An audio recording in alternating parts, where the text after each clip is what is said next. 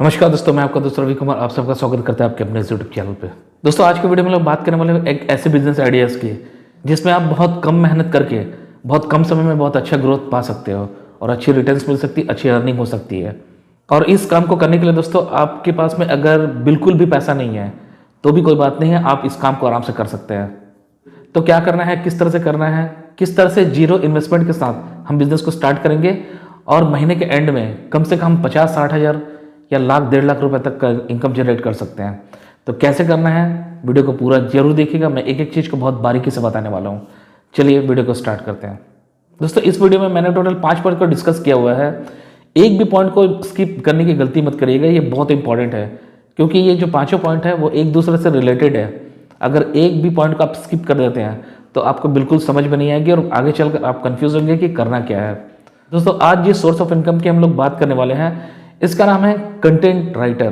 दोस्तों जैसे कि हम सब लोग जानते हैं कि आजकल ऑनलाइन में कंटेंट की कितना ज़्यादा कंजप्शन है, लोग कितना ज़्यादा वीडियो देख रहे हैं, कितना ज़्यादा ब्लॉग्स पढ़ रहे हैं।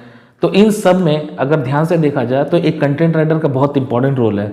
कोई भी इंसान दोस्तों वीडियो बनाता है तो उसमें कंटेंट राइटिंग की बहुत बड़ी रोल होती है क्योंकि अच्छे कंटेंट होने की वजह से ही लोग उस वीडियो को देखते हैं।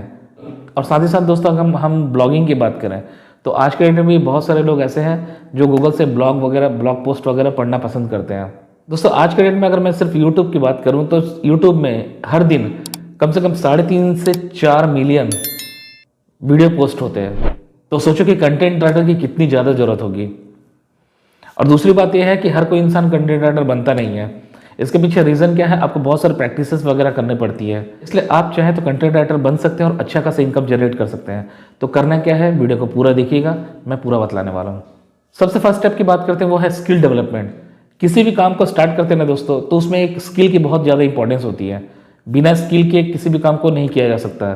तो इसीलिए इसमें भी जो सबसे पहला स्टेप है वो है स्किल डेवलपमेंट। स्किल डेवलपमेंट में सबसे पहले हमें अपनी राइटिंग स्किल जो है उसको अच्छी करनी चाहिए। इसके साथ ही हमें डे टू डे में प्रैक्टिस करनी चाहिए और हर दिन पिछले दिन से बेहतर लिखना चाहिए। धीरे धीरे हम उसमें ग्रोथ पाएंगे। इसके साथ ही साथ दोस्तों हमें डिफरेंट टाइप्स के बुक्स रीड करने चाहिए।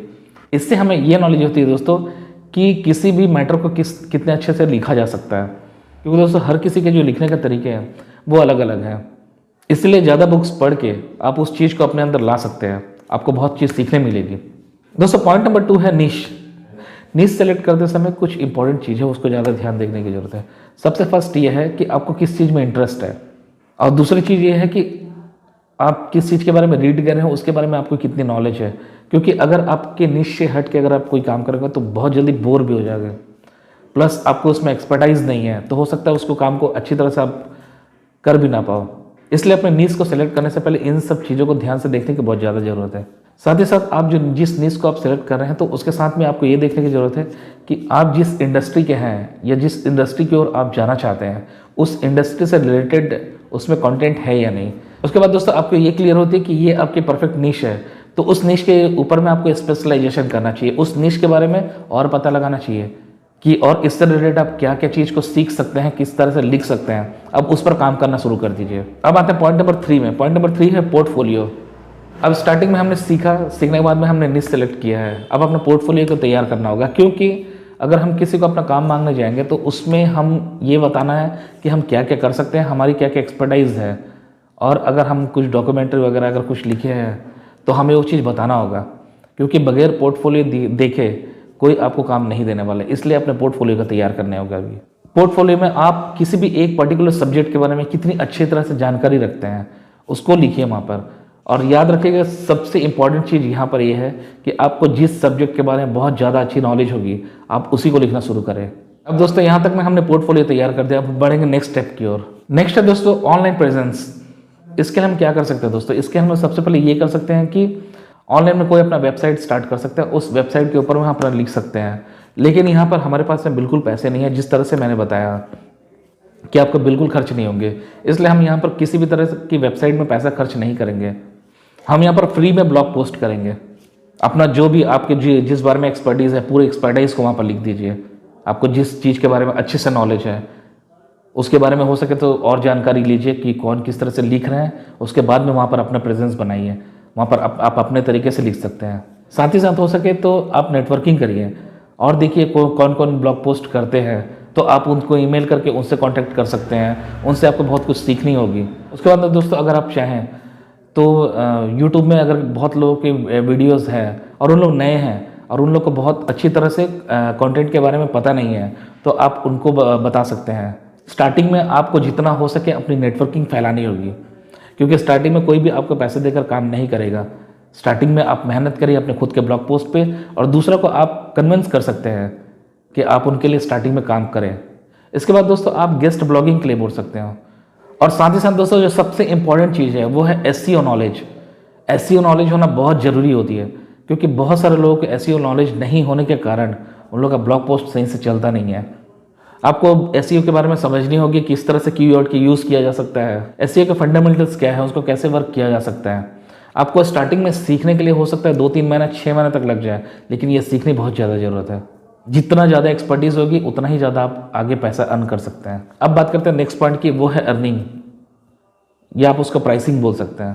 प्राइसिंग यहाँ पर डिपेंड करती है कि आपको कितने ज़्यादा एक्सपर्टाइज है, क्योंकि ऐसा नहीं है कि आप जिसको भी काम मांगे वो आपको काम दे दे, क्योंकि स्टार्टिंग में कोई किसी को काम नहीं देता है। तो स्टार्टिंग में आपको अपने काम करके दिखाना होगा।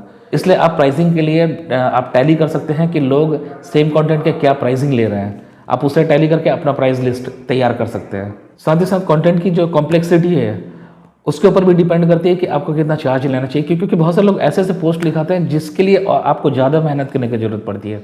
इसलिए यहाँ पर कॉम्प्लेक्सिटी को भी ध्यान में रख के आपको प्राइसिंग देनी चाहिए। तो सबसे पहले आपको सामने वाले से ये पूछना होगा कि वो उसे जो है वो किस तरह की पोस्ट चाहिए, किस तरह की कंटेंट उनको चाहिए।